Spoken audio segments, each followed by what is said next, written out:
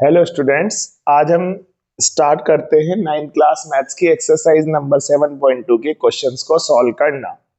इसमें पहला क्वेश्चन ये है कि एक ट्रायंगल एबीसी गिवन है जो कि आइसोसेलेस ट्रायंगल है। इसमें एबी और एसी साइड इक्वल है।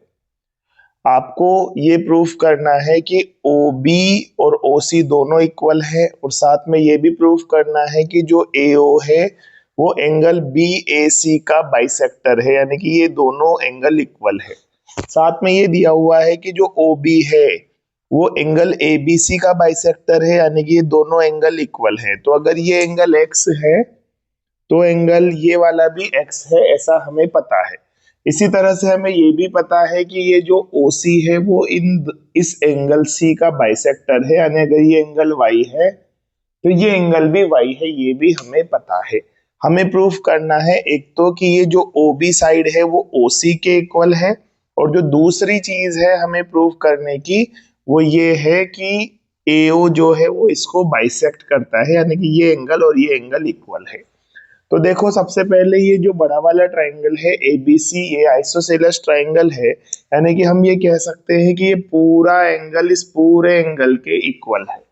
ठीक है, तो हम ये कह सकते हैं कि angle A B C is equal to angle A C B है, क्योंकि आइसोसेलेस ट्राइंगल में दो साइड्स इक्वल होती है और इक्वल साइड्स के जो अपोजिट वाला एंगल है वो भी इक्वल होता है। तो ये पूरा एंगल इक्वल है, अगर तो उनके आधा एंगल भी इक्वल होगा तो 2x और 2y इक्वल होगा, मतलब x इक्वल टू वाई हो गया। तो यूं कह सकते हो कि O B C equal to O C B होगा।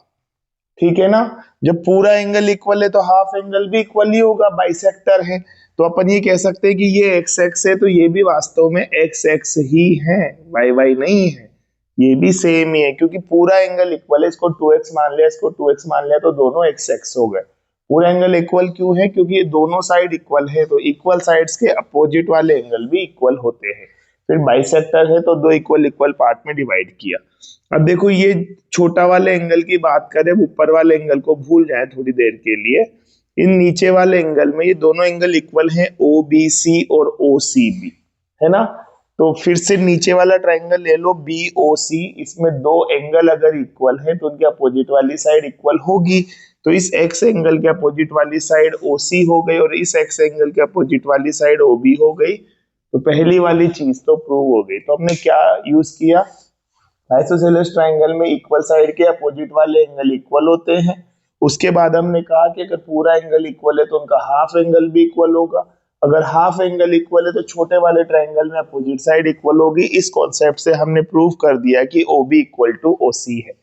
अब हमें ये दिखाना है कि जो एओ है वो इस एंगल को बाइसेक्ट करता है। तो हम यूं कर देते हैं कि ये वाला ट्राइंगल ले लेते हैं, एक ए ओ बी, और एक ट्राइंगल ले लेते हैं ए ओ सी। इन दोनों को अगर ध्यान से देखें और अगर हम इन्हें कॉन्ग्रुएंट प्रूव कर पाए तो सीपीसीटी से ये दोनों एंगल इक्वल हो जाएंगे। तो एक चीज तो ये है कि जो एओ है वो कॉमन है, इस वाले ट्राइंगल में भी है, एओ बी में और एओ सी में भी है, एओ कॉमन हो गया। O B equal to O C अभी हमने प्रूव किया है। और तीसरा A B equal to A C तो गिवन ही है। तो इन दोनों ट्राइंगल में एस एस एस क्राइटेरिया लग रहा है, इसकी वजह से दोनों ट्राइंगल कॉन्ग्रुएंट हो गए। और अगर ट्राइंगल कॉन्ग्रुएंट है तो ये दोनों एंगल कैसे हो जाएंगे? इक्वल हो जाएंगे। इसलिए ये चीज भी प्रूव हो जाएगी कि एओ बाइसेक्ट्स एंगल ए। ओके, अब नेक्स्ट क्वेश्चन देखते हैं। इसमें एक ट्राइंगल एबीसी दिया हुआ है और ये कहा गया है कि ये जो एडी है वो बीसी का परपेंडिकुलर बाइसेक्टर है। तो परपेंडिकुलर बाइसेक्टर किससे कहते हैं? जो इस पर परपेंडिकुलर भी हो, 90 डिग्री का एंगल भी बनाता हो और बाइसेक्टर भी हो, मतलब दो इक्वल पार्ट में डिवाइड भी करता हो। तो ये दोनों एंगल 90 डिग्री के हैं, क्योंकि टोटल 180 डिग्री का है, इधर 90 का है तो इधर भी 90 का होगा। और बाइसेक्टर यानी कि बीडी और डीसी जो दो भाग मिल रहे हैं वो दोनों इक्वल इक्वल हैं, ये कहा गया है। अब हमें प्रूफ करना है कि जो ए बी और ए सी है वो इक्वल है और ये एक आइसोसेलेस ट्राइंगल है। तो कैसे करेंगे? इन दोनों ट्राइंगल को लेंगे। इन दोनों ट्राइंगल में एक साइड कॉमन आ रही है एडी, और एक बीडी इक्वल टू डीसी इसलिए है क्योंकि ये परपेंडिकुलर बाइसेक्टर है, दो इक्वल पार्ट में डिवाइड कर रहा है। और इन दोनों के बीच का एंगल एक इक्वल है 90 डिग्री 90 डिग्री। तो देखो कौन सा रूल लग गया? एस ए एस, दो साइड्स और उनके बीच का एंगल इक्वल है, तो एस ए एस क्राइटेरिया से हम कह सकते हैं कि दोनों ट्राइंगल कॉन्ग्रुएंट है। और दोनों ट्राइंगल कॉन्ग्रुएंट है तो फिर उनके जो करस्पॉन्डिंग पार्ट है ए बी और ए सी वो भी इक्वल हो जाएंगे, यानी कि ये आराम से प्रूव हो जाएगा। अब देखते हैं क्वेश्चन नंबर 3। इसमें एक ट्राइंगल एबीसी दिया हुआ है, बी से ए सी पर एक परपेंडिकुलर डाला गया है और सी से ए बी पे एक परपेंडिकुलर डाला गया है। ये कहा गया है कि एक आइसोसेलेस ट्राइंगल है, यानी ए बी इक्वल टू ए सी है। आपको प्रूव करना है कि इससे जो परपेंडिकुलर डाले गए हैं उनकी लेंथ इक्वल होगी। तो बहुत आसान है, आप एक ये वाला ट्राइंगल ले लीजिए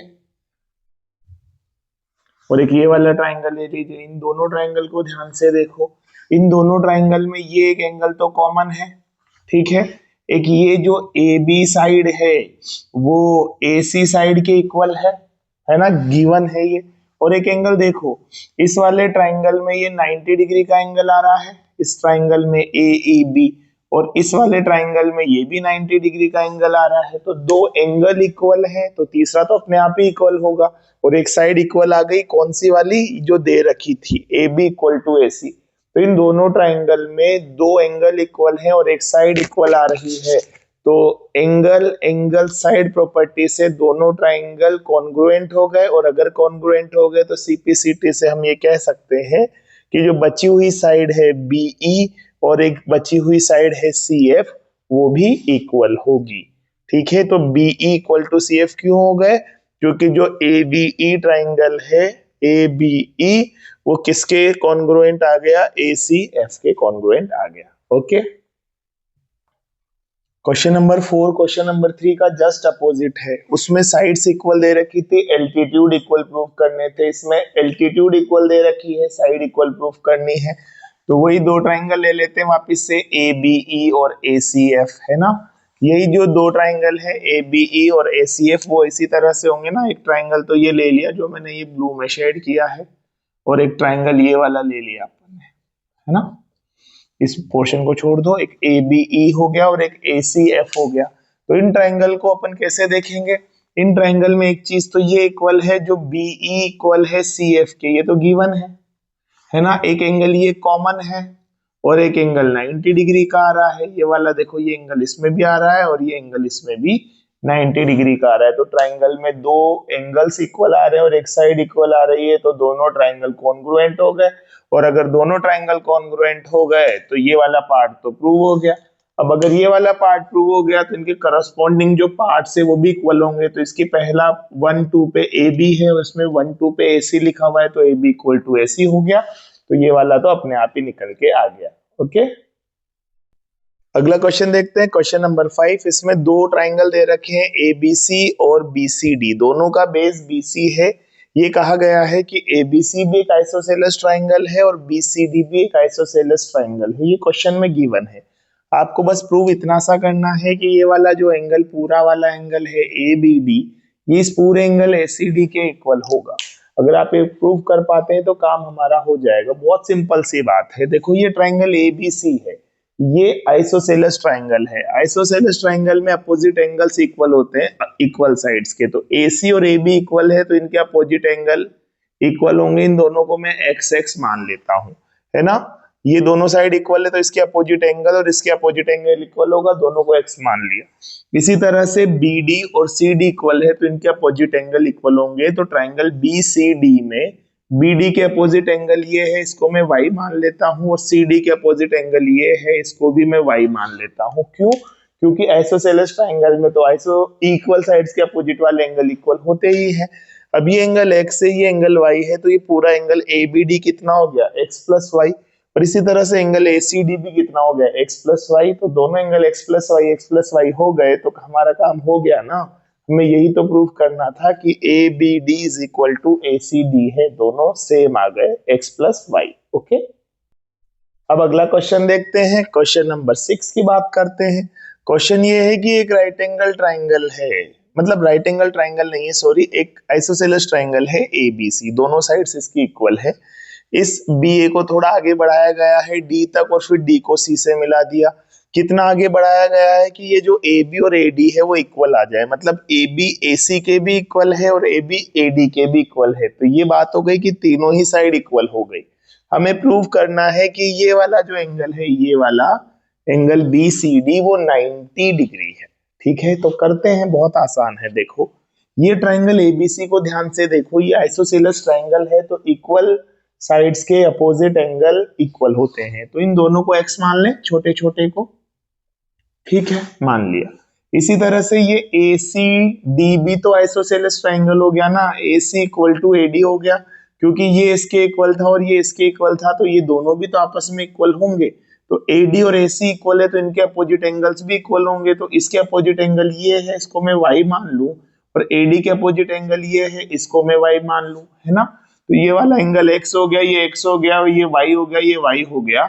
इन सभी एंगल्स का सम 180 डिग्री होगा।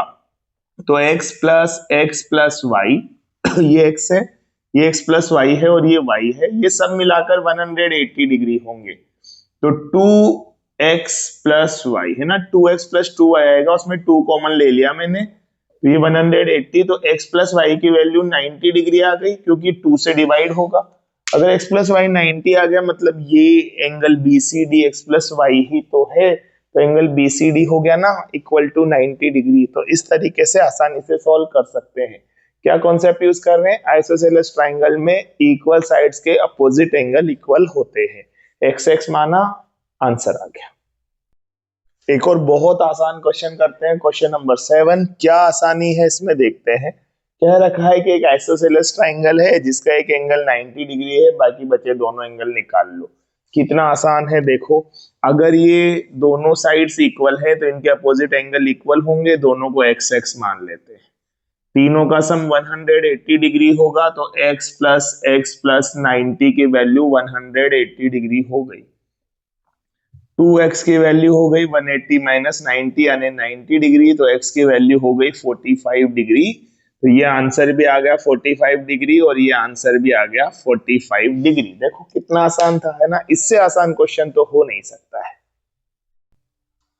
एक और बहुत आसान क्वेश्चन कर लेते हैं। आपको ये प्रूफ करना है कि इक्विलैटरल ट्रायंगल जो होता है उसके सारे एंगल 60 डिग्री के होते हैं। तो इक्विलैटरल ट्रायंगल किसको कहते हैं भाई? जिसकी सारी साइड्स इक्वल हो।